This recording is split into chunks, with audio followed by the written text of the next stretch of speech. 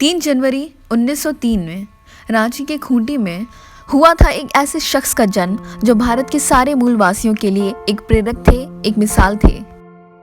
जयपाल सिंह मुंडा। क्या आपने कभी इनका नाम सुना है?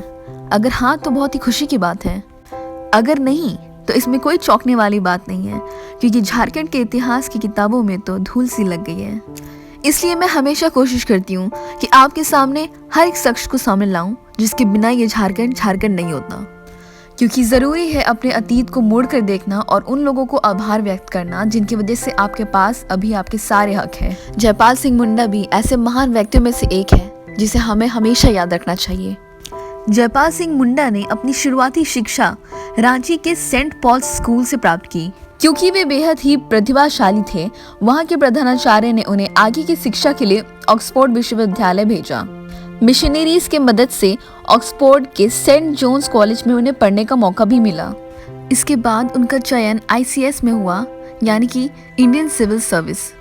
मैं ये भी बता दूं कि वे एक खेल प्रेमी भी थे। खेल के प्रति समर्पित होने के कारण उन्हें 22 साल की उम्र में ही विंबलडन हॉकी क्लब और ऑक्सफोर्डशायर क्लब का सदस्य भी बनाया गया। अब 1928 में एम्स्टर्डम में ओलंपिक्स होना था। अब उनकी दुविधा ये थी कि वे देश के लिए खेले या ICS की ट्रेनिंग करते रहे, लेकिन उन्होंने अपने देश के लिए खेलना पसंद किया। उन्होंने अपनी दिल की सुनी और एम्स्टर्डम रवाना हो गए। वे अपने हॉकी टीम के कप्तान थे और उनकी कप्तानी में भारतीय हॉकी टीम ने 1928 ओलंपिक्स में अपना पहला स्वर्ण पदक जीता। ये बेहद ही खुशी की बात थी कि वे विजेता टीम के बेहद ही अहम हिस्सा थे, कप्तान थे। भारत वापस आने के बाद उन्होंने कई बड़ी जगहों पर नौकरियां की। कुछ समय बाद उन्हें लगने लगा कि उन्हें अपने लोगों के लिए कुछ करना चाहिए। उन्होंने आदिवासियों के लिए बढ़ चढ़ कर योगदान दिया। 1938 में आदिवासी महासभा का गठन भी किया। उन्होंने बिहार से हटकर एक अलग झारखंड राज्य की मांग की। वर्ष 1946 में वे बिहार के एक क्षेत्र से संविधान सभा के लिए चुने गए। जयपाल पहली बार दिसंबर 1946 में संविधान सभा में अपना भाषण दिए।